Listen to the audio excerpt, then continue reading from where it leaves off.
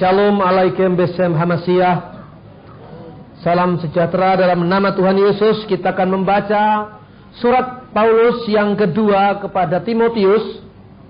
Surat Rasul Paulus yang kedua kepada Timotius, pasal 3. Kita akan membaca ayat yang ke-10 sampai dengan ayat 17. Saudara-saudara yang terkasih dalam Tuhan, tema kali ini adalah Alkitab yang terbesar sepanjang zaman. Yang pertama-tama, Paulus menekankan bahwa iman itu bertumbuh justru dalam penganiayaan dan di dalam pembacaan Alkitab, pembacaan kitab suci. Dengan membaca kitab suci kita mendengarkan suara Allah. Dengan membaca kitab suci kita mendengarkan Allah berkata-kata kepada kita dan menyampaikan maksud dan kehendaknya kepada kita. Saudara-saudara yang dikasihi Tuhan, pada pembacaan ini dijelaskan bahwa firman Allah memiliki kuasa. Kuasa tidak hanya untuk memperbaiki kelakuan, tapi untuk menyatakan kebenaran, untuk mendidik orang. Kalau kita melihat secara objektif, sekarang ini tidak ada satu buku pun di muka bumi ini yang larisnya selaris Alkitab. Telah puluhan ribu bahasa, sekitar ada 6.000 bahasa lebih, termasuk bahasa daerah yang kecil-kecil, itu belum termasuk. Alkitab telah diterjemahkan.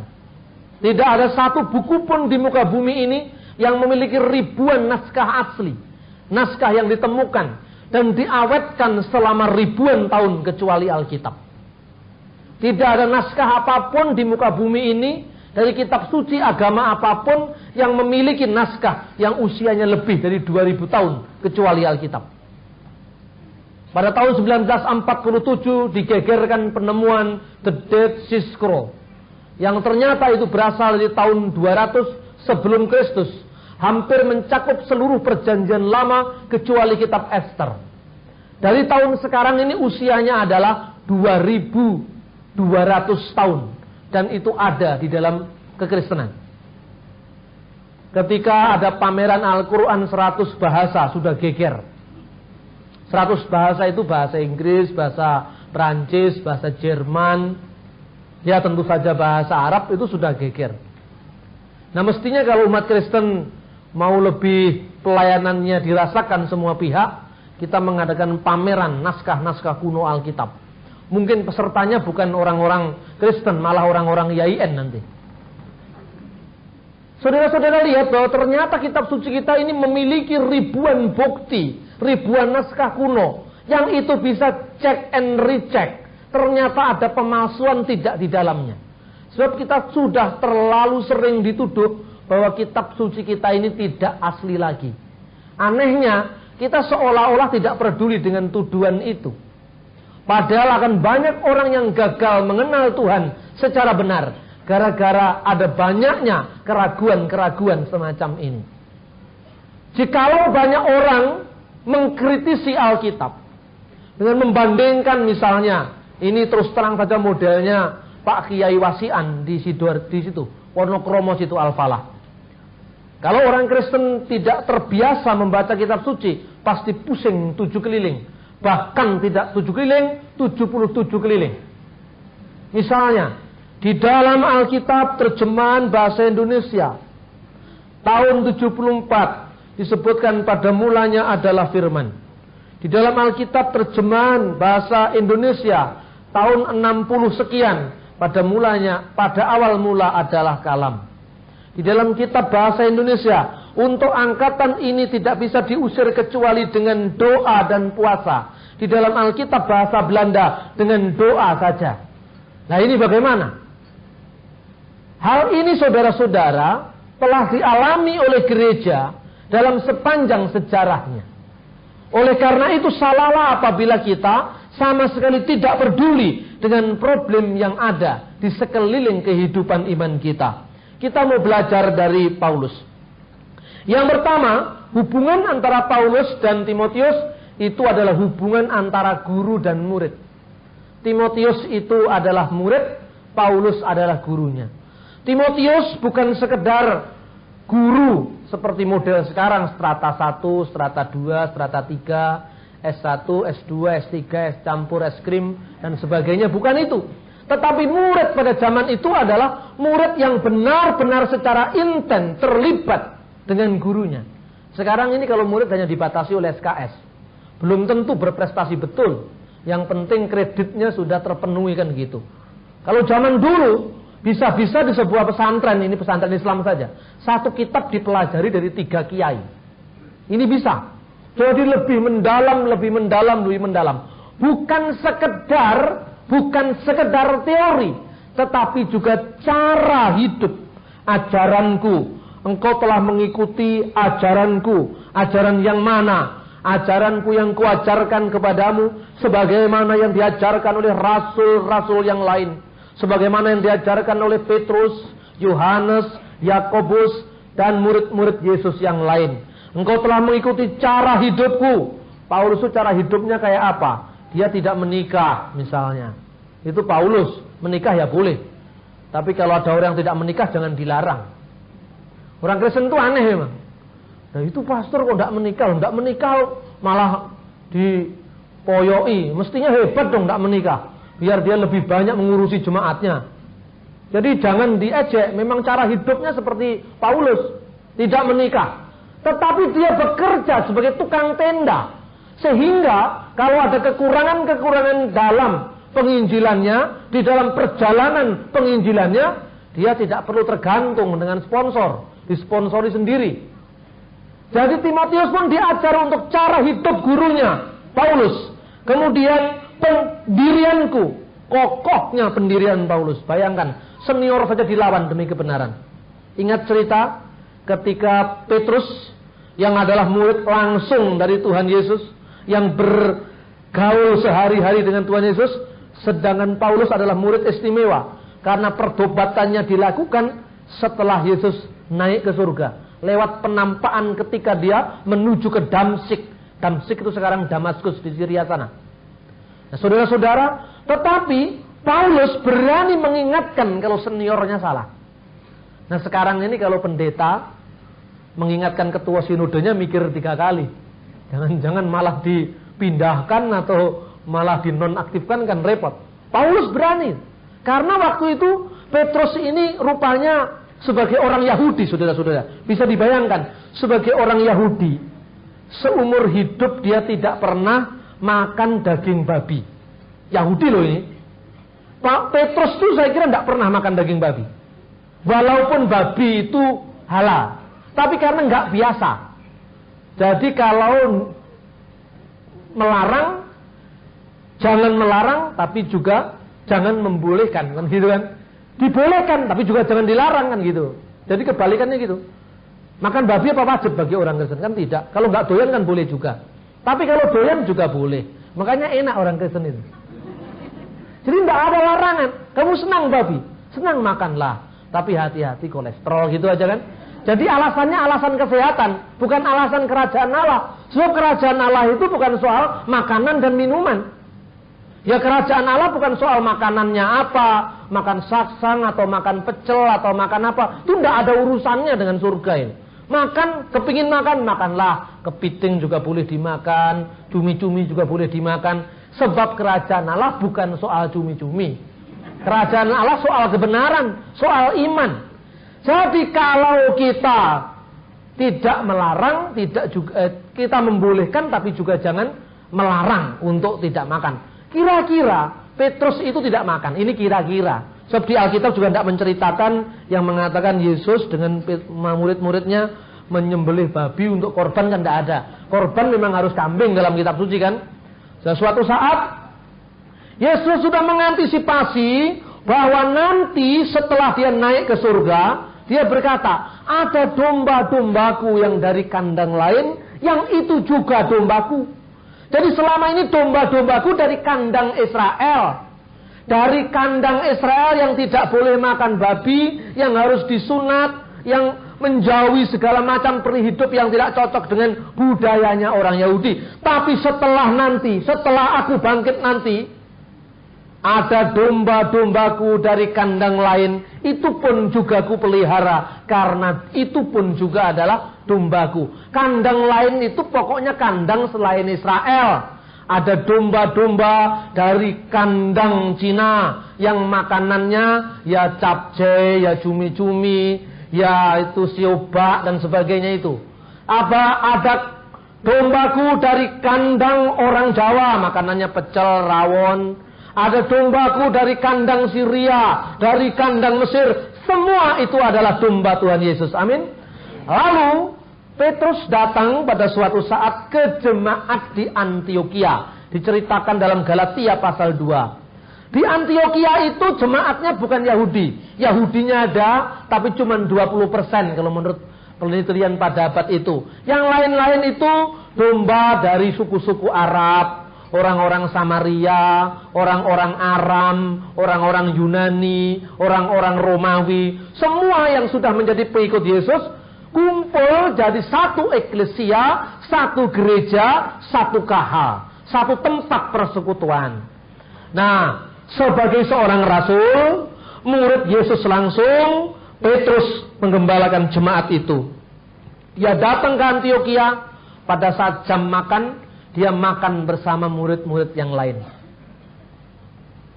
Murid-murid yang biasa mungkin makannya di situ ada, ya katakanlah mungkin ada saksangnya, di situ ada saksang itu yang makan dibungkus dalam darah itu. Artinya orang Batak itu makannya Batak tembak langsung itu kan saksang itu. Dia datang ke situ. Mula-mula dia enjoy aja makan. Begitu ada orang-orang Yakobus, orang-orang Yahudi.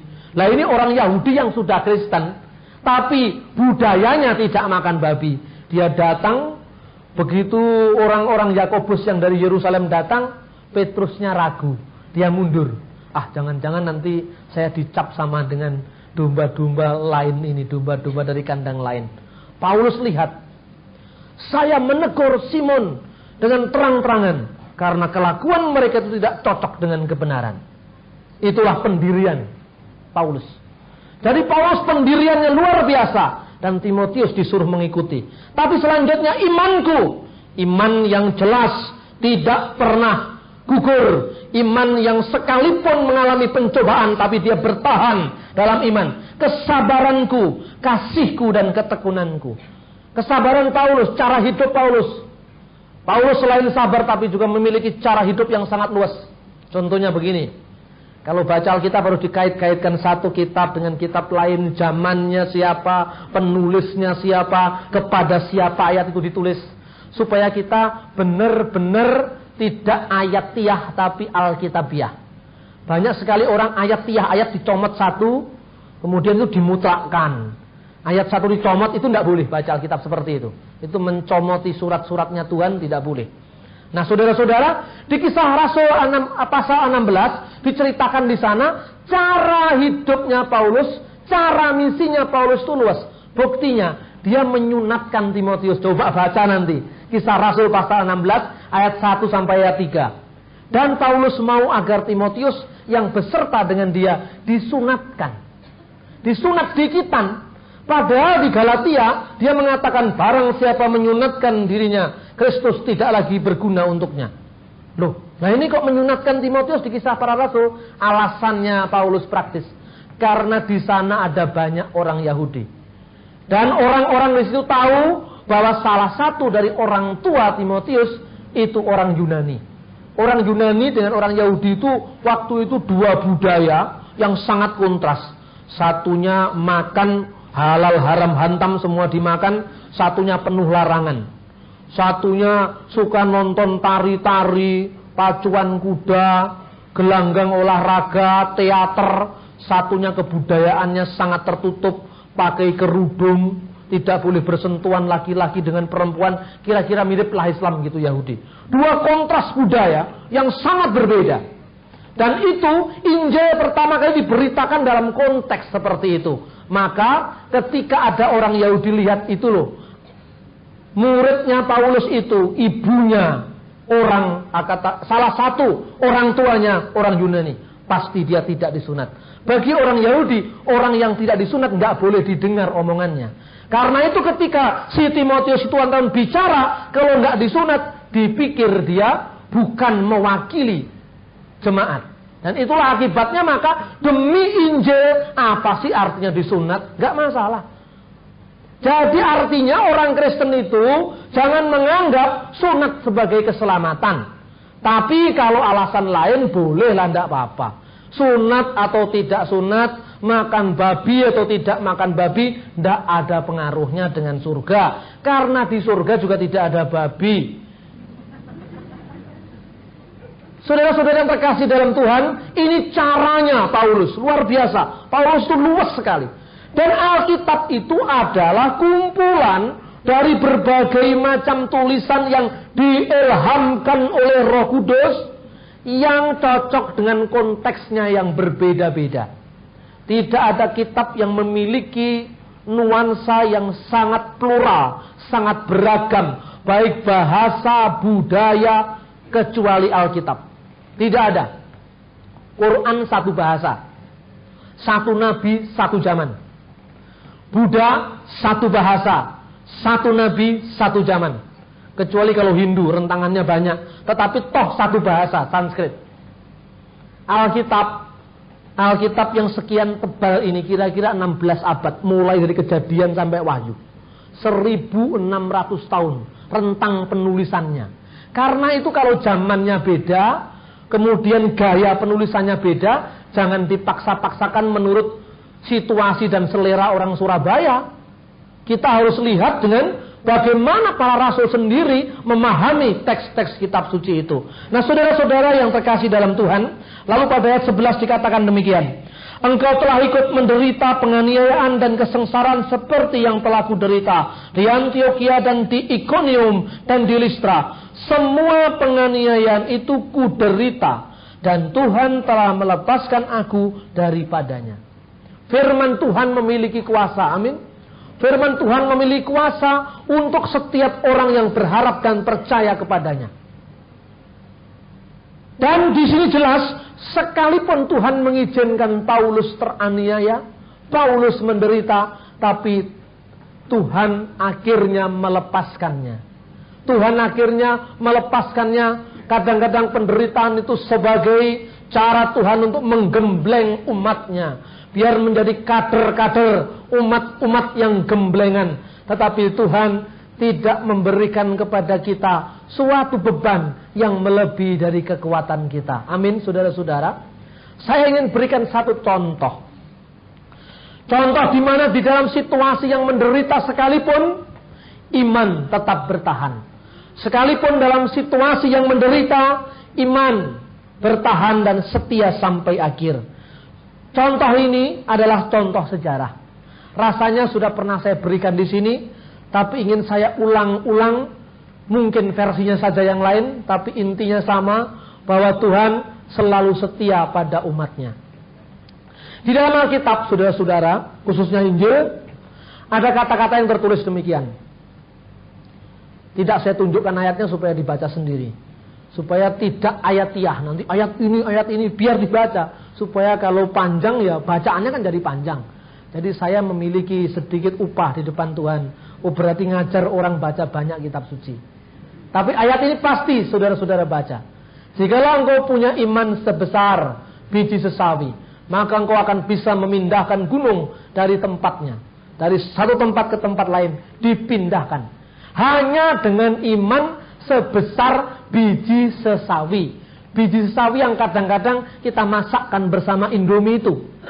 Iman yang seperti itu saja, yang sekecil itu, bisa memindahkan gunung yang besar. Lah, saudara-saudara, artinya apa ini? Sekalipun percobaan dalam hidup kita, ujian dalam hidup kita, kadang-kadang besar, di depan mata kita tidak mampu, seolah-olah tidak mampu kita atasi. Segunung besarnya gunung-gunung pencobaan dalam hidup, tetapi dengan iman semuanya akan berlalu. Itu maknanya. Tetapi kalau diartikan secara harafiah, disuruh mindah gunung ke laut, apa ya bisa? Bisa apa enggak? Tetapi pernah ada yang bisa. Nah, ini yang terjadi pada abad 12. Pada saat negara Mesir dipimpin oleh dinasti Fatimiyah. dinasti Islam, zaman Islam, abad 12. Ketika itu ada seorang provokator. Provokator ini agamanya Yahudi, agamanya agama perjanjian lama, tidak percaya pada Yesus, sangat benci kepada orang Kristen. Jadi kalau Islam masih mengakui umat Kristen, orang Yahudi sama sekali tidak mengakui. Karena menurut dia, Yesus itu dianggap ya nabi palsu. Ini menurut pandangan orang Yahudi. Saudara-saudara yang terkasih, provokator Yahudi itu namanya adalah Ibnu Kilis. Kilis itu kalau dibalik dalam bahasa Jawa sikil. Ibnu Kilis. Ibnu Kilis ini berkata kepada waktu itu pemerintahan orang Mesir, rajanya bernama Mu'is. Al-Mu'is. Mu'is ditanya begini. Ya baginda raja Al-Malik Muhabbatullah, katanya. Bahasanya Arab kalau di Mesir loh. Apakah Tuanku Raja sudah tahu di dalam kitab sucinya Batrik Abram itu, Batrik itu pemimpin gereja. Kalau di kalangan Protestan kira-kira ketua sinode gitu. Batrik itu patriark. Namanya Abram. Dalam kitabnya Batrik Abram itu hanya kitabnya orang Kristen. Ada tertulis. Kalau dia punya iman sebesar biji sesawi saja, dia bisa pindahkan gunung. Nah rupanya si rajanya menerima secara letter lah. Ah masa iya tanya. Oh, iya ada itu. Kalau tidak percaya panggil itu Abram. Suruh bikin apa ini mujizat. Oh, padahal mujizat itu yang bikin kan Tuhan bukan manusia. Lalu raja ini mungkin karena dia suka nonton sulapan, dia kepingin juga melihat itu. Tetapi sini kan ada kesalahan menafsirkan. Yang dimaksud gunung itu bukan gunung sungguhan. Tetapi ketika itu, karena saking pinternya provokator ini, dia mengatakan gini. Tapi sekarang gini baginda, nanti kalau misalnya pemimpin Kristen itu tidak bisa benar-benar mindahkan gunung, Tuanku Raja harus janji bahwa orang Kristen harus meninggalkan agamanya. Gereja-gereja harus dikosongkan. Dan semuanya terserah mau mangut agama. Islam juga boleh, Yahudi juga boleh. Yang penting jangan Kristen. Karena kitabnya jelas bohong katanya. Raja ini terpengaruh. Sebaik-baik orang kalau diprovokasikan terpengaruh juga. Akhirnya saudara-saudara, suatu saat Patriark Abram dipanggil. Patriark, apa benar tertulis dalam Injilmu kata-kata ini? Betul, ya Tuanku Raja. Kalau gitu kamu bikin mujizat ini. Kalau kamu tidak bisa, umat Kristen saya bubarkan. Izinnya gereja saya cabuti semua. Nah, akhirnya saudara-saudara, dia mengatakan saya tidak mampu berbuat apa-apa. Harus mampu, karena kitabmu ada. Yang mampu berbuat adalah Tuhan Yesus. Yang entah siapalah, pokoknya kamu harus bikin. Lalu raja ini dalam situasi kepepet, saudara-saudara. Yang jelaskan mah nggak mungkin dia ngomong, Pak Raja itu tafsirannya nggak gitu. Maksudnya gunung itu bukan gunung sungguhan. Nggak bisa gitu. Karena sudah keputusan raja nggak bisa dibantah. Dia hanya bisa diam dan kemudian dia meminta kepada Tuhan agar mujizat terjadi. Lalu saudara-saudara, dia perintahkan seluruh umat Kristen di Mesir untuk berpuasa dan berdoa. 3 hari 3 malam mereka berpuasa dan berdoa. Pada saat hari yang ketiga, menjelang pagi, Tuhan Yesus menampakkan diri. Di gereja yang sekarang ini dikenal dengan Kanisah Abu Saifain. Atau Gereja Merkurius, tempatnya di Kairo, kota lama. Sampai hari ini gereja itu ada. Setelah Tuhan Yesus menampakkan diri, Tuhan Yesus memberikan kepastian bahwa saya akan berbuat untuk menyelamatkan umatku di sini. Paginya saudara-saudara dia menghadap raja, si provokator sudah mundar-mandir, mau mengejek. Nah rasain lu, sebentar lagi habis dari Mesir. Tapi apa yang terjadi saudara-saudara? Tuhan turun tangan. Tuhan selalu tidak ingin hambanya dipermalukan. Tuhan selalu ingin menunjukkan kemuliaan dan kuasanya. Seperti kuasa Tuhan yang ditunjukkan ketika membelah laut Teberau tadi. Lalu saudara-saudara, dia keluar dari istana. Di sebelah gunung ada gunung kecil, ya mungkin bukit. Kemudian sang raja itu menyaksikan bagaimana patriark ini memimpin doa. Lalu mereka berteriak secara historis dalam bahasanya orang Kristen Timur, Kyrie eleison, Kyrie eleison, Kyrie eleison. Tuhan kasihanilah, Tuhan kasihanilah, Tuhan kasihanilah. Tidak ada kata lain kecuali yang diterangkan Tuhan kasihanilah, haleluya, Tuhan kasihanilah, haleluya. Sampai itu seperti bunyinya lebah, bunyinya tawon di mana-mana itu. Saking histerisnya mereka menangis, mereka berdoa. Tiba-tiba mereka dikejutkan oleh teriakan yang sangat dahsyat. Allahu Akbar. Teriakan itu adalah teriakan raja sendiri. Karena raja ini melihat gunung itu memang benar-benar seperti bergerak beberapa kali. Allahu Akbar. Cukup wahai patriark. Agamamu, imanmu benar. Dan engkau boleh bertahan di bumi Mesir ini. Dan layanilah bumi ini. Layanilah negeri ini. Hak-hakmu akan kami jamin. Setelah itu sifat orang Yahudi tadi, Ibnu Sikil tadi dipancung, saudara-saudara. Dipancung kepalanya dan orang Kristen boleh hidup di sana. Sampai hari ini ada sekitar 25-30% orang Kristen di Mesir masih hidup sampai hari ini. Mulai dari zamannya Patriark Abram abad 12 sampai zamannya Butros Gali. Sampai saat ini gereja masih berkembang. Dan sampai hari ini bukit yang pernah terjadi mujizat itu disebut Bukit Mukatam atau Jabal Mukatam. Sampai hari ini ada di Mesir. Kalau sudah pergi ke sana, lebih-lebih kalau yang memandu ziarah Anda saya tunjukkan. Hadza Jabal Mukatam. Inilah bukit yang bergerak. Jadi Mukatam itu yang bergerak, bukit yang bergerak karena yang terjadi mujizat tadi. Anehnya, ironisnya, ajaibnya, luar biasanya. Cerita ini yang nulis bukan orang Kristen. Cerita ini yang nulis adalah Abu Saleh Al-Armini. Abu Saleh itu orang Muslim. Abu Saleh Al-Armini dalam bukunya yang berjudul Tadakur Fiha Akbar Minal Kanais wal Adyar Min Nawahin Misir wal Ikto'ai. Artinya apa ini? Daftar gereja-gereja dan biara-biara di provinsi Mesir dan daerah-daerah sekitarnya. Ini penulisnya seorang Muslim. Lah kalau yang nulis seorang Muslim, kalau nggak percaya kebacut. Orang Kristen nggak pernah promosi sendiri. Berarti ketika itu banyak orang yang melihat mujizat dan kejadian itu. Saya ditanya oleh seorang wartawan dari sebuah majalah Kristen. Sekarang kan terjadi penampakan Tuhan Yesus.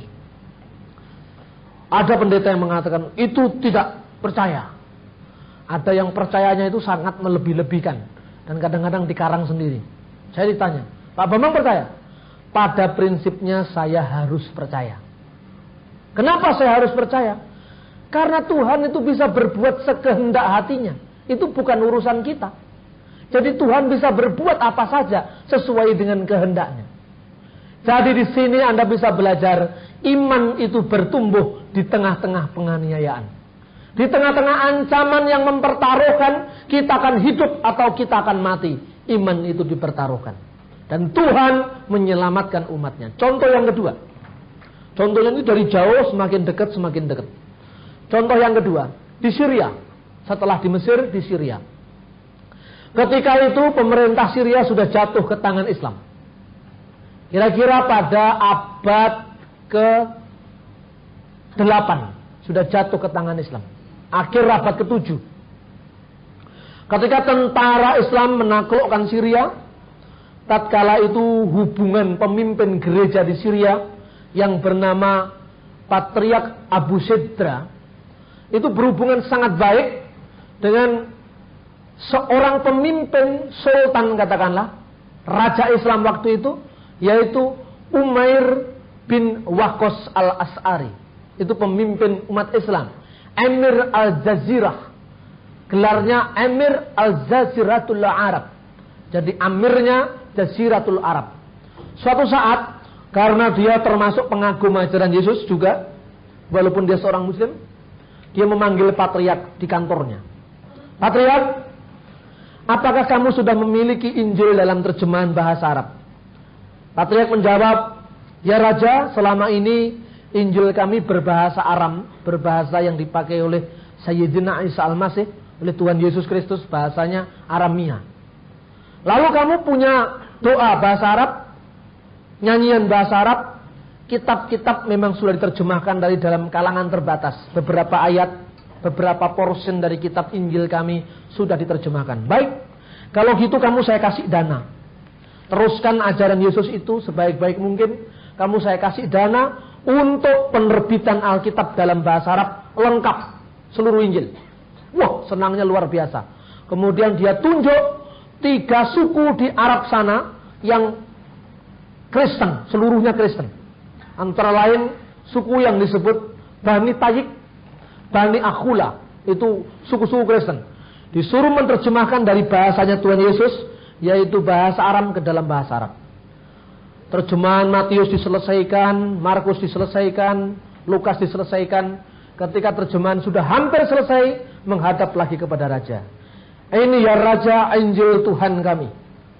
Lalu dia baca. Raja senang sekali melihat bagaimana Yesus bekerja, Yesus membuat mujizat. Dia sangat mengagumi bagaimana karya Yesus itu. Tapi begitu dia membaca Injil Markus, pada awal, pasal awal, ayat 1 yang berbunyi fil badi Injil Yesus Al-Masih ibnullah. Langsung si raja ini mengatakan, wah, ini memang bagus ini Injilmu ini. Tapi yang ini ya jangan dimuat lah. Yang mana? Yang anak Allah itu jangan dimuat. Itu lebih baik lagi kalau nggak dimuat. Dibaca lagi ayatnya. Di sana Yesus disalibkan. Lalu dia berkata, yang ini juga jangan dimuat, dipotong saja ini. Harus disensor ini. Kenapa Raja? Ini tidak benar kalau yang ini. Yang lain-lain tadi bagus. Yang ini jangan dimuat. Akan lebih bagus lagi kalau nggak dimuat katanya. Kemudian Abu Sidra menjawab, saya akan selalu menuliskan Injil sesuai dengan apa aslinya. Tapi tolong kalau nggak dimuat kan lebih bagus. Alasannya kenapa? Dalam Quran disebutkan, wa qaulihim innal khudanal masiha Isa ibnu Maryam. Mereka telah berkata kami telah membunuh Al-Masih Isa anak Maryam. Wa ma khuttaluhu wa ma salabuhu walakin subyalahum. Mereka tidak membunuh dia, tidak menyalibkan dia, melainkan yang disamarkan bagi mereka. Itu alasan saya. Katanya itu alasan raja, karena agama raja begitu. Tapi memang Tuhan Yesus disalib. Sejak zaman rasul-rasul, penerus sejarah, Yesus memang disalib, tapi bangkit kembali. Terus raja ini terus saja memohon, kalau bisa yang salib, yang anak Allah, yang Tuhan Yesus itu dipotong sajalah, lebih bagus nanti, biayanya juga lebih murah, gak tebel-tebel gitu. Apa jawaban dari pemimpin gereja ini? Dia katakan begini, hasyali anakrom hurfan wahidan. Saya tidak akan menghapuskan satu huruf pun, hurufan wahidan min Injili Rabbi, dari Injil Tuhan saya. Katanya, min Injili Rabbi, dari Injil tentang Tuhan saya. Walan aktamartani syaham ma'askarka kuluha. Sekalipun 1000 anak buah Tuhan menembus dada saya. 1000 anak panah tentara Tuhan menembus dada saya. Tidak ada satu huruf pun akan saya hapuskan dari Injil Tuhan saya. Kaget dia. Abu Waqqas al-Asy'ari kaget dan dia mengatakan, amdi wa aktub kama tarab. Kalau sudah, ya kalau begitu teruskan, tuliskan seperti apa yang kamu tahu. Saudara-saudara, ini menjadi pelajaran. Iman tumbuh di tengah-tengah penderitaan, di tengah-tengah penganiayaan. Ya mungkin kalau zaman sekarang dihadapkan dengan anak panah yang begitu banyak, busurnya sudah siap begini, dipotong aja lah sedikit, tidak apa-apa. Saya sering saksikan itu di forum-forum keagamaan. Ini minta maaf ini. Kebetulan yang berlaku itu ya makhluk yang namanya pendeta ini minta maaf. Tapi kalau Pak Pendeta kita tidak. Di dalam forum-forum keagamaan itu biasanya orang Kristen itu menderita penyakit. yang sebetulnya lebih daripada sekedar penyakit flu yang bisa diobati dengan ultraflu. Ini penyakit ini yang namanya penyakit kejiwaan, penyakit psikologis yang namanya dalam bahasa Belanda minderwaardigheid kompleks. Jadi penyakit minder. Biasanya orang-orang Kristen kalau sudah di depan gerejanya, wah, itu paling berapi-api, sedikit-sedikit haleluya dan tepuk tangan, tapi begitu di forum-forum agama orang lain, berdoa aja tidak berani ngomong Tuhan Yesus, tidak berani. Ya Allah, ya Tuhan kami. Ya betul, memang Allah Tuhan kami, betul. Tapi dalam nama siapa? Tidak ada disebutkan. Ya Tuhan kami, pencipta langit dan bumi. Semua agama tahu itu. Ya Tuhan kami, Engkaulah yang mengasihi bangsa kami. Semua aliran tahu. Tapi dia tidak pernah ngomong Tuhan Yesus. Ini sering terjadi. Tetapi kita diberikan contoh oleh patriark, oleh pemimpin gereja di Syria ini. Luar biasa. Mujizat Tuhan terjadi. Bahkan raja ini iba hatinya. Begitu teguhnya imanmu wahai pemimpin umat Kristen. Maka amdi, teruskan. Wa aktub kama taro, dan tulislah apa yang kamu tahu. Contoh yang terakhir. Dari Mesir, Syria ke Surabaya. Mesir, Syria ke Surabaya. Pada awal penyebaran agama Kristen, pada awal penginjilan di Jawa Timur, itu ada seorang kiai, seorang pemimpin agama tradisional. Kiai itu bukan sekedar Islam, ya Islam, tapi kalau Anda pergi ke Blitar, gong besar itu disebut juga Kiai Prada. Itu disirami, dan kita berebut cipratan siramannya gamelan itu. Memang orangnya sudah senting semua. Dari cipratannya gamelan kok ya mau gitu, kan aneh itu. Kiai ini namanya Kiai Dasimah. Namanya Kiai Dasimah. Kiai ini mendengar ada agama baru katanya, yang mengajarkan tentang Ratu Adil yang namanya Isa Al-Masih. Dia datang jauh, kemudian dia menerima sebuah lembaran Injil dari seorang misionaris. Injil itu diterima di dalam bahasa Jawa. Bunyinya adalah Ing kala purwa Injil Gusti kita Isa Al-Masih putraning Allah. Bahasanya Jawa ini. Bahasanya Jawa, tertulisnya huruf Jawa. Lalu dia justru tertarik dengan kata-kata anak Allah. Loh, kalau waktu itu misionaris, jangan ditulis anak Allah, ditulis saja Rasul Allah. Nanti kalau anak Allah mereka tidak mau terima. Loh, lah yang sebenarnya itu mereka diukur dengan Injil atau Injil diukur dengan mereka? Mestinya kan Injil yang mengukur mereka. Jangan karena mereka tidak mau terima, Injil dirubah. Justru karena istilah anak Allah itu, Kiai Dasimah ini akhirnya malah percaya dengan Yesus. Setelah dia banding-bandingkan, saya baca di seluruh terjemahan Injil Markus dalam bahasa Jawa. Tidak ada yang mengatakan Allah beranak dan diperanakkan. Tetapi anak Allah maksudnya bukan Allah beranak. Anak Allah maksudnya kedekatan dengan Allah. Bahkan Yesus itu lahir dari firman Allah, yaitu firman yang menjadi manusia. Karena itu kemudian dilanjutkan dengan Injil Yohanes. Di sana dibaca, Ing kala purwa sang sabdo iku ono.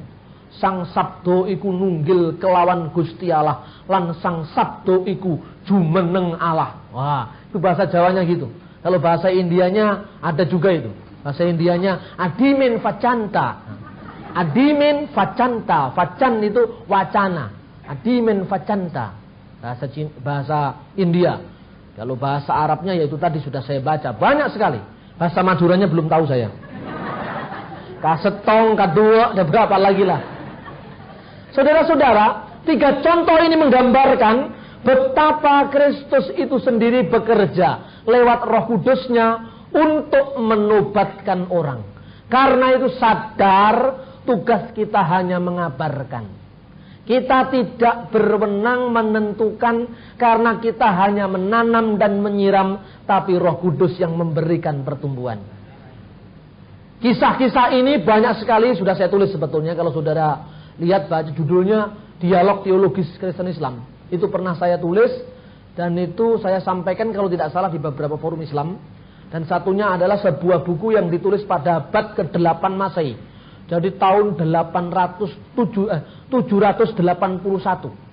Ini kitabnya berwarna emas gitu, namanya Timotius 1.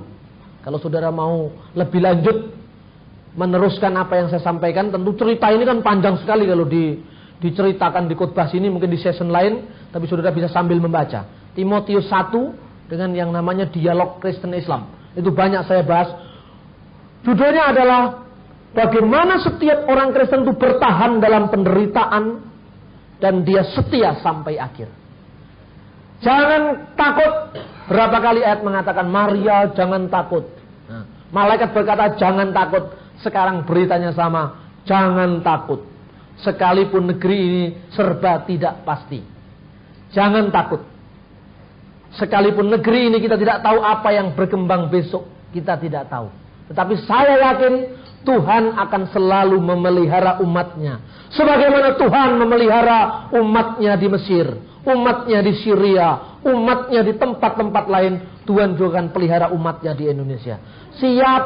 Siapa yang berani, yang pernah tidak menyangka ketika tangan besi, tembok besinya komunisme, orang ke gereja dimata-matai dan ditangkap. Setelah zamannya perestroika dengan zamannya siapa itu, lupa saya, seorang pemimpin dari Uni Soviet yang membubarkan Uni Soviet itu, langsung sudah 7.000 di gereja dibuka kembali. Ketika gereja dijadikan museum, 7.000 gereja dibuka kembali. Siapa yang sangka? Coba, tahun 65, 66, 67, orang bisa sangka kalau Uni Soviet akan hancur? Kalau Uni Soviet akan runtuh? Begitu kuatnya? Nyatanya sekarang terjadi. Siapa yang nyangka bahwa tembok Berlin akan pecah? Sekarang ternyata berlangsung. Siapa yang sangka yang suka mempolitisasi agama itu? Agama diadu sama lain. Siapa yang sangka bahwa namanya Pak Harto akan jatuh? Tidak ada yang sangka. Tapi ternyata jatuh. Sebab apa? Soeharto, Fir'aun, Karl Marx, manusia biasa. Manusia itu apa? Sama podo mangan segone.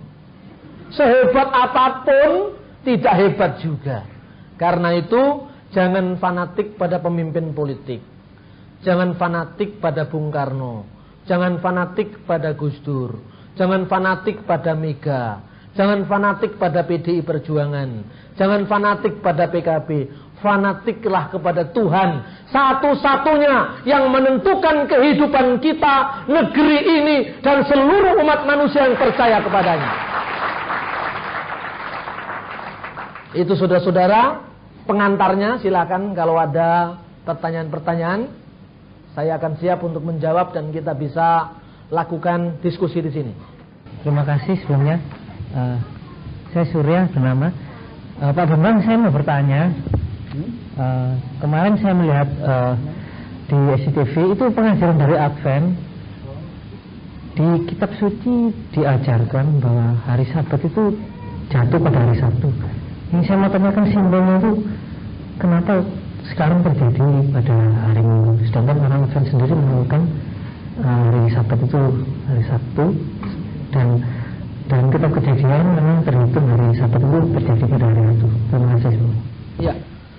Ya, terima kasih. Saya jawab dulu. Yang pertama mengenai hari Sabat. Ya, mengenai hari Sabat ini memang hari Sabtu memang. Istilahnya Sabat itu memang Sabtu, artinya 7. Jadi dalam bahasa Ibrani hari Minggu itu adalah Yom Echad, hari pertama.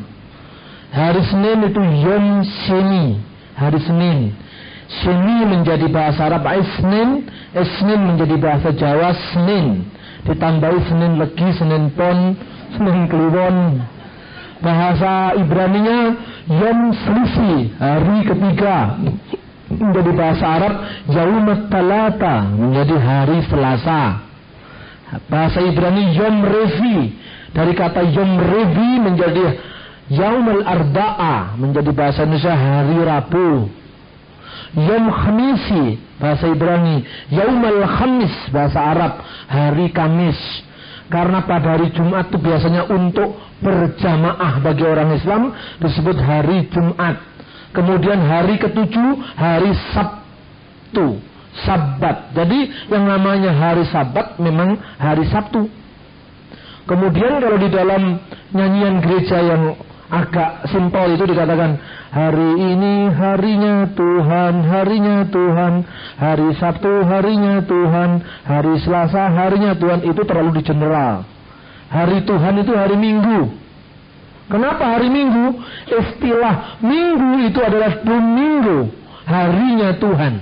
Dan istilah Domingo itu terdapat di dalam kitab Wahyu. Pada hari Tuhan kami berkumpul.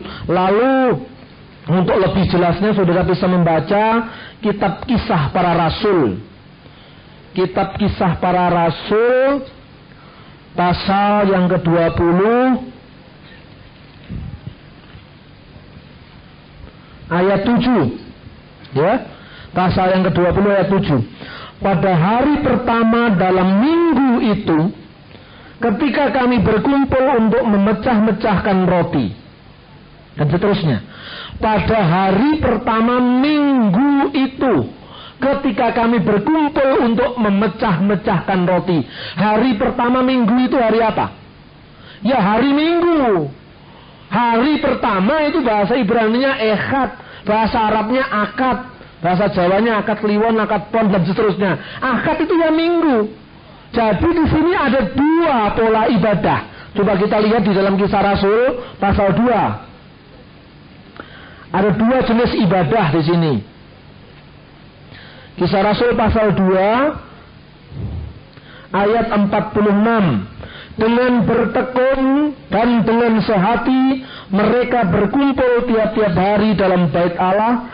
Mereka memecahkan roti di rumah masing-masing secara bergilir dan makan bersama-sama dengan gembira dan dengan tulus hati.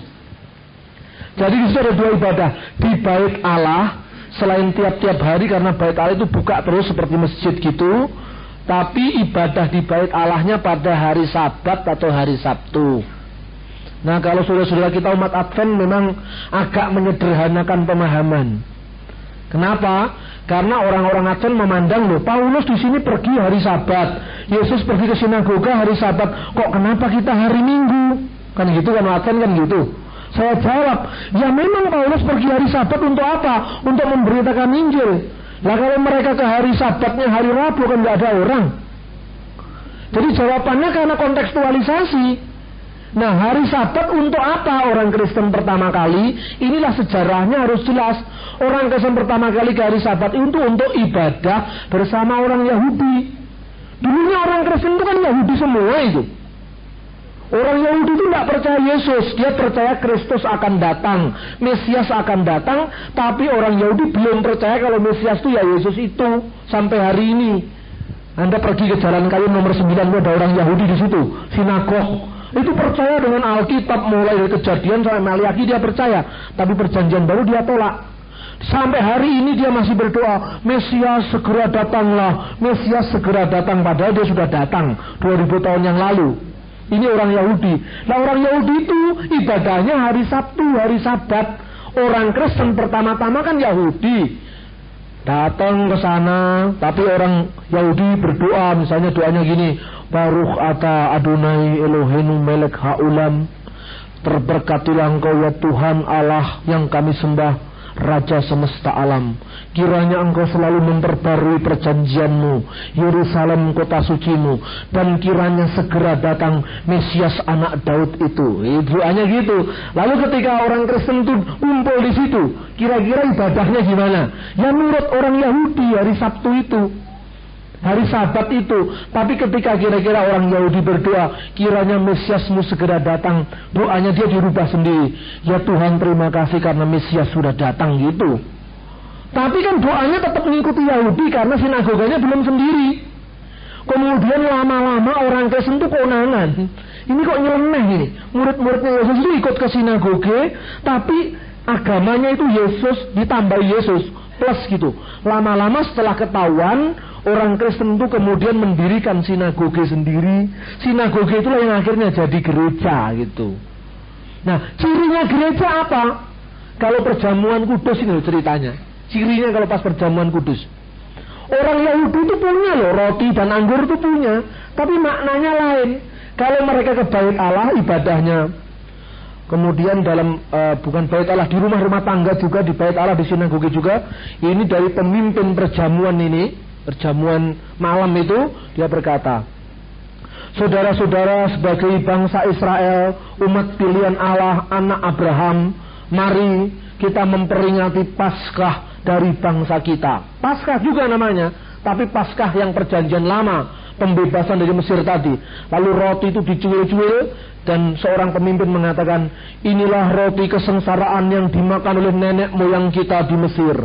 Ketika itu kita dibebaskan Tuhan pada malam hari dari Mesir ke tanah perjanjian. Marilah kita makan roti ini, roti yang tidak beragi, yang menggambarkan kepahitan nenek moyang kita dimakan.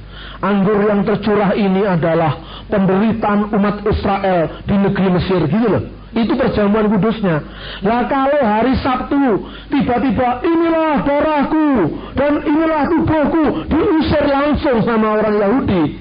Jadi mula-mula orang Kristen itu masih ya Yahudi juga, tapi Yahudinya plus Yesus. Makanya di Alkitab dikatakan begini, mereka berkumpul juga di bait Allah. Bersama siapa? Bait Allah di sini jangan dibayangkan gereja GBIB, gereja Betani, gereja Bethel, bukan itu.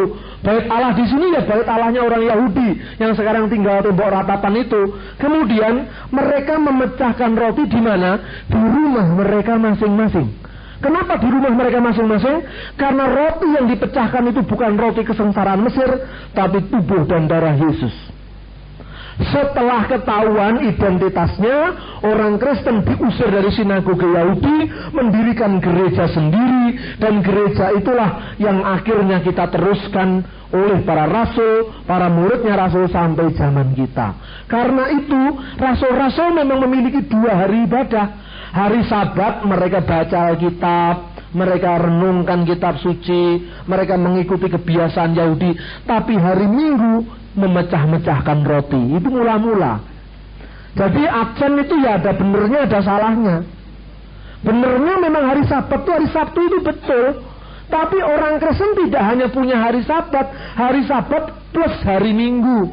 Makanya di dalam kitab suci dikatakan pada hari pertama minggu itu ketika kami memecah-mecahkan roti atau ketika kami perjamuan kudus. Jadi perjamuan kudus hari Minggu. Mengapa perjamuan kudus hari Minggu? Karena perjamuan kudus itu untuk memperingati kematian Yesus dan kebangkitannya terjadi pada hari Minggu. Jadi hari Minggu itu bukan hari Dewa Matahari. Soal ini Advent salah. Saya berani berdebat ini salah. Kalau baca sejarah gerejanya jangan abad keempat saja. Kan biasanya ini Paus yang pertama menentukan hari Minggu ini. Dan orang Kristen sudah terseret dalam kekafiran Paus kan gitu kan. Itu datanya sangat-sangat miskin. Demikian juga ada tuduhan Natal itu yang membuat gereja Katolik abad keempat itu juga salah. Natal pertama kali ditetapkan oleh Bapa Dimitri di Mesir tahun 291. Karena apa? Sejarah gereja Barat itu harus belajar dari gereja Timur. Orang Kristen itu tidak hanya ada di Florida sana, tidak hanya ada di Amerika, tidak hanya ada di Amsterdam, tidak hanya ada di Eropa, tapi juga ada di Syria, ada di Mesir.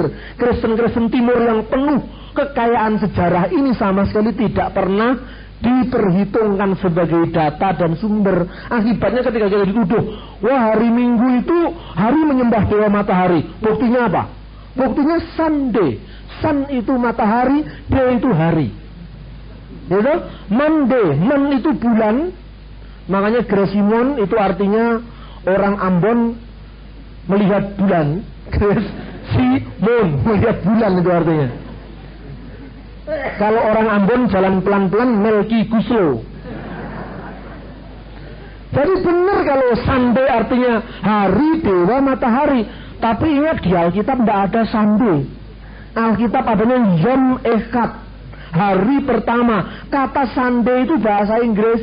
Alkitab aslinya tidak ditulis dalam bahasa Inggris, tapi bahasa Ibrani dan bahasa Yunani. Di dalam kitab Wahyu ada kata-kata Kuriake Emera, hari Tuhan.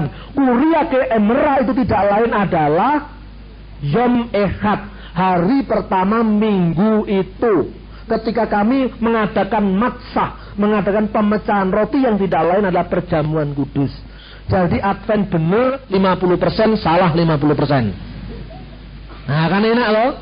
Biasanya kalau orang-orang karismatik menjawab gini agak sulit, karena datanya kurang. Nah ini, terus Alkitabnya Alkitab bahasa Inggris. Begitu Sunday, oh iya bener juga ya, sun matahari, day hari, berarti harinya dewa matahari. Kalau gitu kita harus rubah hari Sabtu. Oh nanti dulu, Alkitab itu bukan bikinan King James. Alkitab itu bukan bikinan orang Barat. Alkitab itu diwahyukan di Timur Tengah. Bahasanya Timur Tengah. Dalam bahasa Timur Tengah tidak dikenal kata Sunday, yang ada Yom Echad. Lebih dekat orang Jawa. Kliwonnya dihilangin jadi Echad. Satu Akad, Akad Pon, Akad Kliwon dan seterusnya. Mengapa? Karena pada hari pertama minggu itu adalah hari kebangkitan Yesus. Kemudian pertanyaan yang kedua, Roh Kudus mengilhamkan kitab suci ini menurut konteks. Ya betul. Makanya si Markus nulisnya pendek. Karena apa? Nulisnya kepada siapa? Kepada orang Romawi. Orang Romawi itu bangsa militer. Orang militer itu kan cara berpikirnya sakleh, apa adanya, dan mau bukti nyata. Makanya coba Anda lihat di Injil Markus, cerita mujizatnya kan banyak sekali. Kutipan perjanjian lama tidak ada. Karena apa? Dikutip tidak ngerti orang Romawi itu. Tapi kalau Anda lihat Injil Matius itu penuh sekali dengan kutipan perjanjian lama. Pembacanya orang Yahudi. Injil Lukas, pembacanya adalah orang-orang sejarawan, orang-orang intelektual, karena penulisnya seorang intelek, yaitu dokter, kepada orang Yunani. Setelah aku menyelidiki dengan seksama segala peristiwa yang terjadi di antara kita dari para saksi mata dan pelayan firman, maka aku ingin membukukannya secara teratur bagimu. Nah, itu Lukas. Karena apa? Dia nulisnya untuk orang-orang sarjana, ahli-ahli sejarah. Tapi Yohanes, Injil Matius ditulis untuk orang Yahudi, panjang tidak masalah, 28 pasal. Karena orang Yahudi memang suka panjang-panjang.